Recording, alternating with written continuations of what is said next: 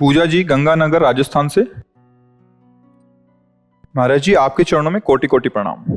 महाराज जी, कार्य प्रारंभ करने से पहले कार्य के परिणाम की ओर ध्यान नहीं जाता और परिणाम आने पर पछतावा होता है। देखो, यहाँ प्रश्न का उत्तर जो मिलेगा वो भागवतिक होगा, क्योंकि प्रपंच रहित। पहली बात तो हमारी ये गलती है कि हम अपने लिए कार्य करते हैं। यही कार्य हमें बांधने वाले होते हैं, क्योंकि हम अपने को स्त्री या पुरुष मानते हैं, अपने को हम प्रकृति से युक्त मानते हैं। कहीं भी परमात्मा हमारे जीवन में अस्तित्व नहीं रखते, हमने ऐसा अपने को मान रखा है, जबकि हम परमात्मा के अंश हैं और शरीर प्रकृति का अंश है। कार्य प्रकृति का है, उद्देश्य परमात्मा होना चाहिए, तो बात हमारी फिर समझ में आएगी। अब ऐसे तो नहीं समझ में आएगी, क्योंकि प्राकृतिक बुद्धि अध्यात्म वार्ता को कैसे समझेगी। और आप जहां प्रश्न कर रहे हैं ये अध्यात्म मार्ग है। जिस अध्यात्म शक्ति से ही प्रकृति संचालित होती है, ऐसा नहीं कि प्रकृति का इससे क्या संबंध है।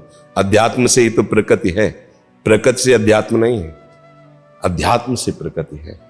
तो प्रकृति का शरीर है, प्रकृति के शरीर से प्राकृतिक क्रियाएं होती हैं, उनसे प्राकृतिक फलों की प्राप्ति होती है। यदि क्रिया अपवित्र हुई तो उसका फल दुख होगा, क्रिया पवित्र हुई तो उसका फल सुख होगा। तो हमारा उद्देश्य गलत हो गया, तो हमें दुख भी मिलेगा, सुख भी मिलेगा। यहां का जो सुख हो बनावटी, प्राकृतिक मतलब कृत्रिम, चिदानंद में वास्तविक सुख नहीं है। वास्तविक सुख सुख सिंधु भगवान है। पहली बात तो हम अपना उद्देश्य संभालें। हम प्रभु के हैं, हमारा जितना भी परिवार है वो भगवत स्वरूप है। हमें उसकी सेवा मिली है, माँ रूप से, बहन रूप से, पत्नी रूप से, अलग अलग हमारे रूप है एक ही परिवार में। अब हमको उसके लिए अर्थ चाहिए, उसकी सेवा के लिए। वो कौन है? भगवान का परिवार है। मैं कौन हूं? प्रभु की हूं। मेरा कर्तव्य क्या है? जो संबंध सेवा प्रभु ने दी उसका ठीक वैसे निर्वाह करना। अब उसके लिए यदि हमें कोई कार्य करना पड़ रहा है तो पहले हम सोचे कि ये कार्य भगवान की प्रसन्नता के लिए, फिर इसके बाद इसका जो परिणाम होगा वो भगवान जाने। हमें अपने कर्तव्य ये तभी है जब आप ठीक चल रहे हो। अगर आप गलत आचरण करके, जैसे एक दिन चर्चा हुई थी कि अगर धन गया तो कुछ नहीं गया, और आपका स्वास्थ्य गया तो कुछ गया, और चरित्र गया तो सब कुछ चला गया। बस ये बात आपको ध्यान रखनी है। अगर आप अपने धर्म विमुख होकर धन कमा रहे हैं तो परिणाम बिल्कुल मोटी हेडिंग में लिख लीजिए, दुख, अशांति, क्लेश, चिंता, रोग, भय, मृत्यु, ऐसे डाल लीजिए। चाहे जितना आप कमा लीजिए, परिणाम जो हम बोल रहे हैं उसको लिख लीजिए, वही आपको आएगा। धर्म से चलोगे, हो सकता है घाटा लग जाए। परिणाम लिख लीजिए, शांति, सुख और उन्नति, आज नहीं तो कल। 12 वर्ष का वनवास, 1 वर्ष का अज्ञातवास कपटी जनों ने अधर्म करके धर्मात्माओं को दिया। ऐसा लग रहा था अब तो इनका नाश ही हो गया। अब क्या रह गया? वो तो हस्तिनापुर के चक्रवर्ती सम्राट पर बैठेगा ही बैठेगा पद पर, क्योंकि इनका ऐसे ही महापुरुष कहाँ छुपाए जा सकते हैं 1 वर्ष तक। भीम जैसे महाबली, गांडीवधारी अर्जुन, ये कहाँ छुपाए जा सकते हैं? ये पहाड़ कहीं छुपाएंगे क्या? लेकिन क्या हुआ? उनके कुल में कोई पानी देने वाला नहीं बचा और यही बैठे। तो अधर्म की क्रिया का परिणाम तो, अब अगर अधर्म की क्रिया, तो आप भगवान के कैसे हो जो भगवान की आज्ञा को उल्लंघन करते हो?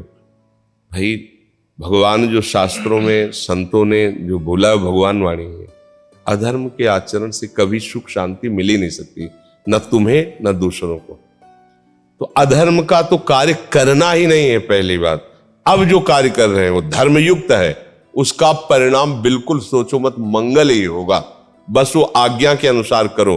कर्मण्येवाधिकारस्ते मा फलेषु, तुम फल का कदाचित आश्रय मत लो, कर्म करो।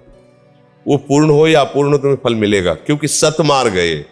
इसमें खास बात सतमार्ग में होती है कि अगर काम आपका, जैसे आपने अभी सोचा कि मैं वृंदावन की परिक्रमा लगाऊंगा, पक्का चल पड़े, किसी कारण से चबेटा लग गया, कुछ भी हो गया, आपकी परिक्रमा नहीं हो पाई, तो आपका फल निश्चित परिक्रमा का मिल गया, आपको मिलेगा।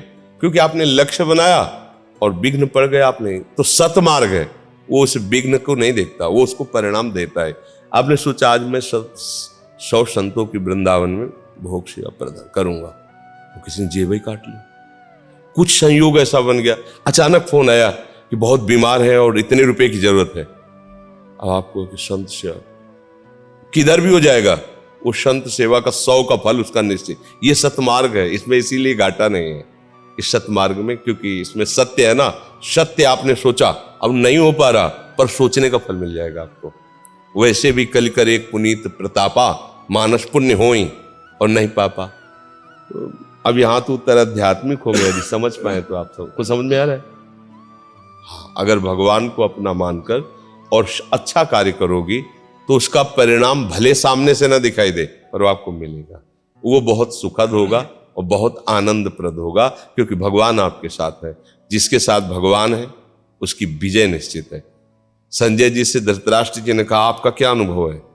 हमारे पास तो 11 अक्षौणी सेना है, हमारे पुत्रों के पास, उनके पास 7 अक्षौणी है। तो उनका आप जो होगा वो तो बाद में आप सुन ही लेंगे, हम सुनाएंगे आपको, पर आपको अपना निश्चय बता देते हैं। यत्र योगेश्वरा कृष्णो यत्र पार्थो धनुधरा तत् श्री विजयो भूतिर ध्रुवा नीतिर मतिर मम। मेरा दृढ़ निश्चय विजय अर्जुन की होगी, क्योंकि सारथी श्री कृष्ण है। वहीं वैभव जाएगा, श्री माने वैभव, वहीं वैभव जाएगा, वहीं विजय जाएगी, यहां भगवान है। तो हमने प्रभु को अपना माना, वो हमारे हैं ही, वो हमारे अंशी हैं, तो उनके हम अंश तो हैं।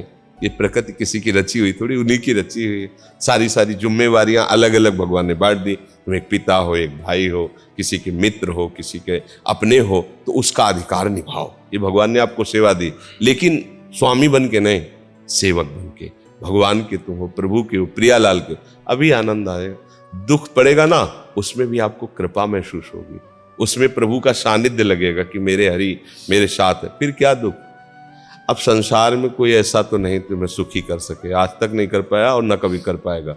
न कोई वस्तु, न कोई व्यक्ति, न कोई भोग, न कोई पद, कि अब कछु नाथ न चाहे मेरे। चाहे आप कुछ भी बन जाओ, वो सुरसा की तरह तुम्हारी कामना बढ़ती चली जाएगी, कभी ऐसा नहीं हो। ये तृप्ति भगवान के चरणों से होती है। केवट जे भी भगवान के चरणों को हाथ लगाया धोने के लिए, अति आनंदो मगे अनुरागा चरण सरोज पखा। वो फिर भगवान सियाजू की अंगूठी दे रहे, समझो सियाजू की मालिक। अब ये जो मिला, अब कछुनाथ न चाहिए, ये बात यही निकल सकती, दूसरी जगह नहीं। भगवान के चरणों के सिवा, अरे माँ लक्ष्मी उनके चरणों में ही तो है यार, पर समझ में नहीं आता। लक्ष्मी की आराधना में एक दोष है। लक्ष्मी जी की सवारी जानते हो क्या है? क्या है? नहीं नहीं, उल्लू। मोर तो कार्तिकेय जी की सवारी है, उल्लू है। पर्सनल उनका विमान उल्लू है। और जिसके पास लक्ष्मी जी अकेले आएंगी तो क्या बुला देंगी? क्या अब आपको लगेगा कि कैसे बुला दे? पूरा जीवन बेकार चला गया, बोले उल्लू बन गए, कुछ हाथ नहीं लगा, जा रहे काली, समझ रहे। और अगर अपने पति के साथ आएंगी, हरि के साथ, तो हरि का वाल क्या है?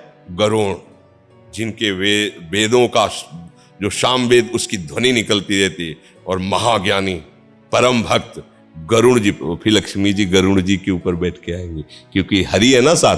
पर्सनल बुलाओगे अगर उनको ना, उल्लू में बैठ के आएगी। उल्लू को उल्टा दिखाई देता है, दिन में अंधेरा रहता है उसके लिए, और रात में उसको तो ऐसे ही उल्टे हो जाते हैं। देखो उल्लू पला क्या है, दिन में सोते 11 बजे तक, और रात में 2-2, 3-3 बजे तक नाच गाना, शराब पीना, गंदे आचरण।